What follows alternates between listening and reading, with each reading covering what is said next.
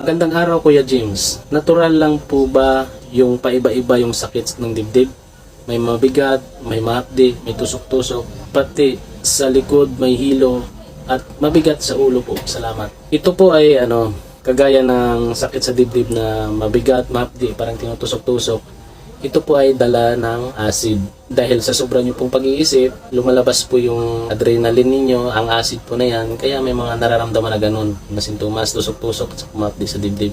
Minsan nga po gumuguhit pa yan, hanggang sumasagot po yan sa likod. Tapos mahapdi na tusok-tusok po, normal po sa acid yan. Pag tusok-tusok, siguro, yan nga po ang sinasabi ni Doc Willie na matuwa ka na dahil wala ka pong sakit sa puso, wala ka pong kung ano man na mga sakit. Dahil alam ko, acid lang po talaga yan. Kasi napagdaanan ko po dati yan, napakahirap din. Opo, at saka yung hilo. Ibig sabihin, pag nahihilo na kayo, tumataas na po yung acid nyo, umabot na po hanggang ulo. Ganun po yun. Mabigat sa ulo.